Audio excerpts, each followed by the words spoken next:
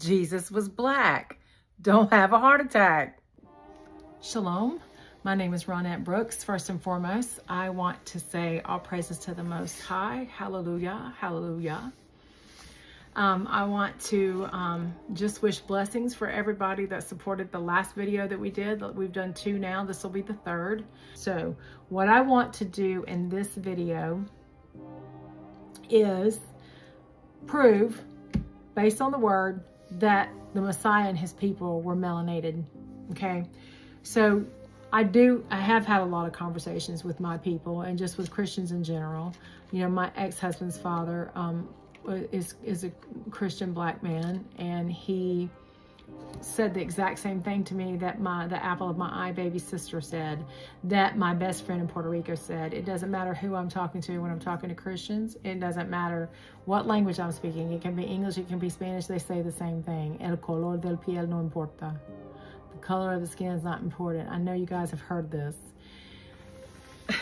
And this is what I would say to that. You're right, the color doesn't matter. The color didn't matter, wasn't supposed to matter, but somebody whitewashed the color. The color changed. So what we're gonna do today, just in this as short a video as I can make, we're gonna just use the word to walk through and see what we know about color. And then we're gonna put that aside, and then we'll come back and talk about it being whitewashed. And that was the problem. The whitewashing of the color, the deception behind the Messiah's physical appearance was a problem. And I don't know who wants to love the King of Kings with all your heart. You know, I can do all things through Christ. He knows every hair on my head. You love him so much that you're not interested in his physical appearance and how he lived. That doesn't make any sense. All right, so the first thing that we want to do is jump into a physical description of the Messiah.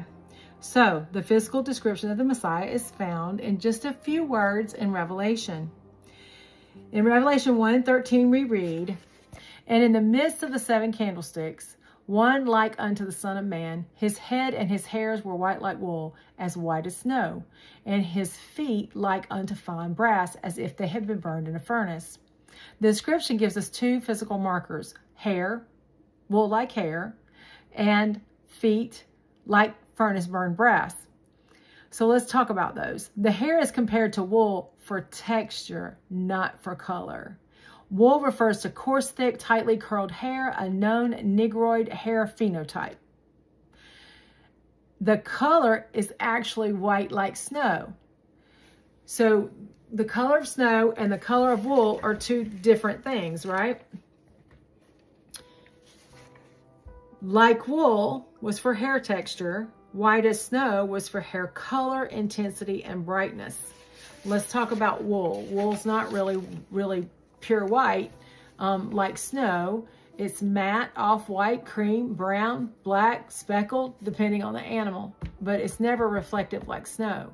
So when John says white like wool and white as snow, he is not repeating himself. He is clarifying and describing texture and color. All right, now at this point, I'm just going to go ahead and propose that we have a melanated Messiah. We got the woolly hair, we got the brown feet, we got the brown, bronze, dark feet. And I don't know if, I just am amazed. I don't know if this happens to everybody, but having read this back in 2007, I see it all the time. I see older women. I have a lot of female patients that, you know, have let their hair grow out. They don't color their hair. They're you know, the so-called African-American or black, whatever term you guys like the best. And yeah, they're Israelites is what I'm gonna say. But their hair's grown out and it's white like wool. And it's white like snow. It's like wool and snow. But anyway, it's the Bible is so much more alive when you know who the chosen people are. It's amazing to see people walking around that make you remember the word. But anyway, I propose that based on this, the Messiah is a black man, a Negro. Okay? Now we're going to back it up. Let's go into Egypt. So we know that Jacob had 12 sons. We know that one day 11 of his sons decided to sell Joseph, and Joseph went into Egypt Joseph had, the Most High had favor on Joseph, but somebody lied on him, a woman lied on him, and he ended up going to prison for 2 years. So I don't know how long he was working and going, and things were going well before that woman lied, but I know that he was in prison for 2 years. I read that in the Torah portion 2 weeks ago, and we learned in this past Torah portion that they were a couple of years into the famine when we see Joseph's brothers coming to unite with him. They don't know that it was him, okay? They bow before him and they think that they are in front of a Egyptian ruler. So they are looking at an Egyptian. Another way that we could say that is they're looking at an African. Egypt is in Africa.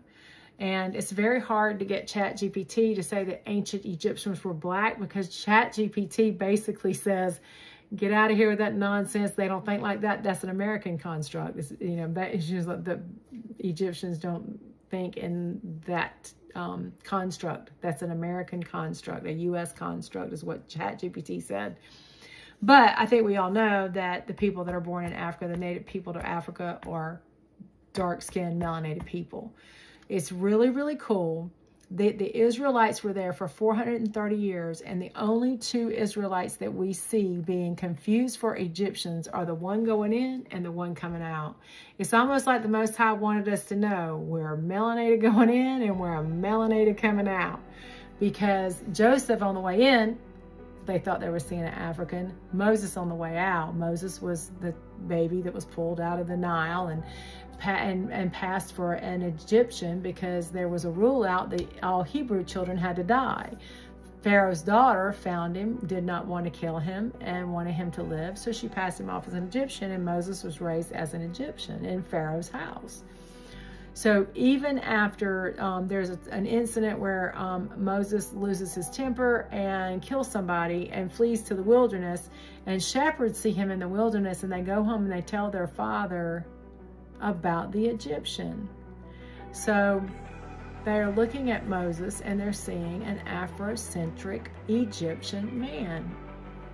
All right, so now we can confirm melanated going in and melanated coming out. After we get out, couple generations in, we got a next generation down. I think probably the Exodus has already happened and about to receive the Torah, but Aaron's grandson's on the scene. Aaron's grandson's name was Phineas. Phineas means the Negro, or the Negro. If you're going to say it in English, the Negro. If you look the word up, it's an Egyptian linguistic root, and it means the dark one or the Negro. But the cool thing is it can also mean the dark bronze colored one. I thought that was a cool little connection. But this is, I'm in the wilderness, still melanated. Now let's move ahead 1,500 years, and now the Messiah's here, and we've got disciples and we got teachers that have followed the Messiah, and one of them was Simeon. In Acts 13:1, we read, there were in the church at Antioch prophets and teachers, Barnabas and Simeon, who was called Niger. Niger is Latin for black. No scholars anywhere think that this was his name. They think that it was not a family name. It was a nickname because he apparently was very dark.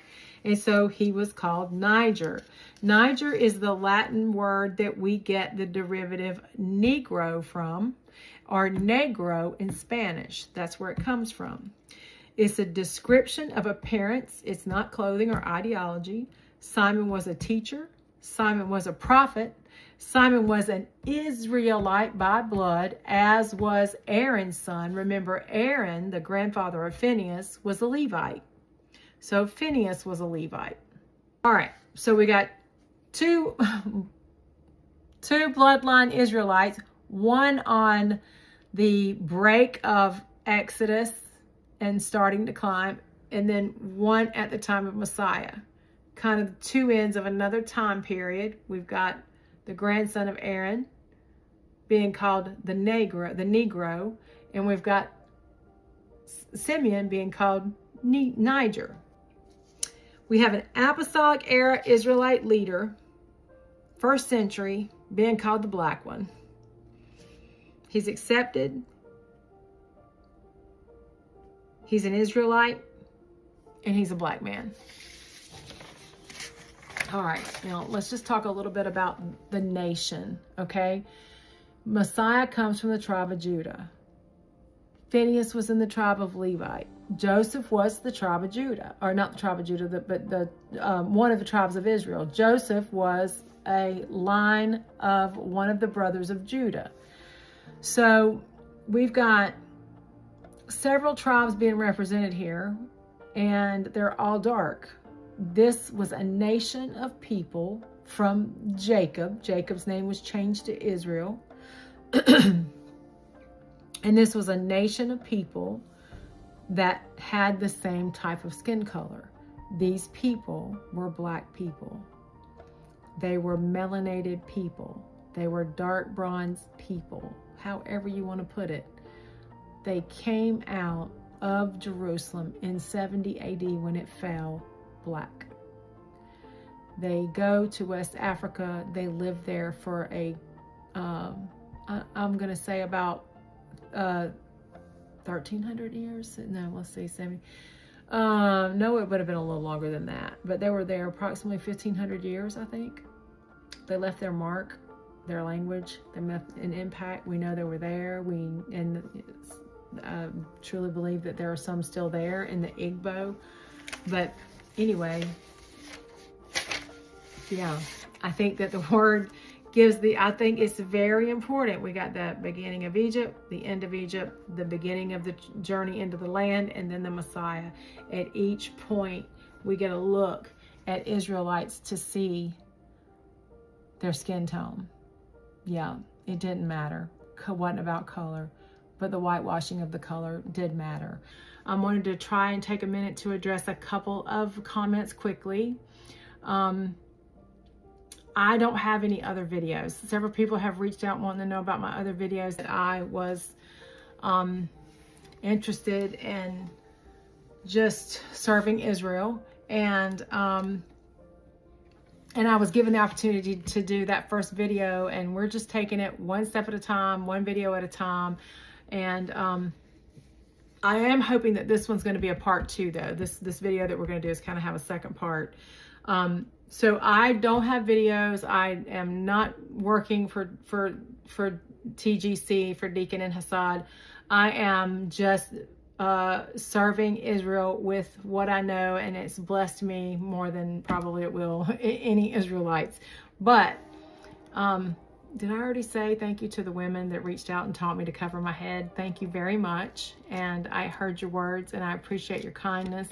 And people left in the comments, for your own good, sis, you need to cover your head. And some people found me on Facebook, and I just really appreciate the love. I really appreciate the instruction. And so the other thing I wanted to say very quickly to the mostly men that are saying things like, great, this is nauseating. We've been telling people this for 20 years and we get ridiculed, and now, this white woman says it and it's 3,000 thumbs up. I'm dealing with your flock that you've already taught. The people that are watching these videos right now and sharing them are people that know that this is the truth. Hopefully this is a tool that somebody can use to show a family member that won't listen to them why.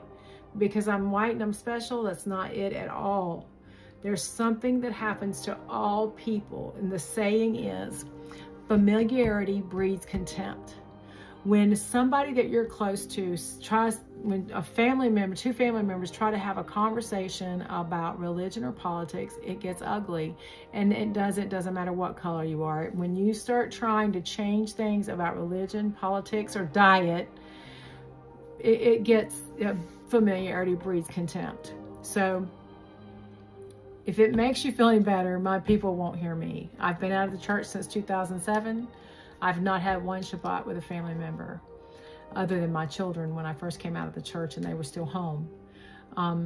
But I did leave it for 5 years. I had an event happen in my life where I was not keeping the Shabbat or reading the book, and had cut a lot of prayer out.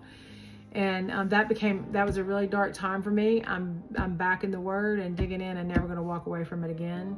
One guy said, yeah, but did she talk about this to her friends? I don't really have any friends. White people really don't want to hear what I got to say, but I'm praying that some Gentiles out there will listen to this. And I really am concerned about the people that are in the Christian church.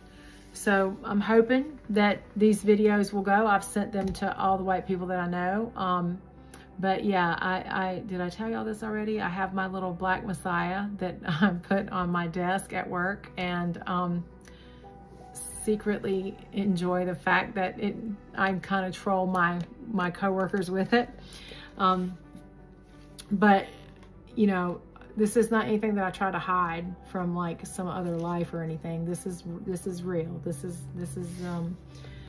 from the heart, and something that I study on a lot.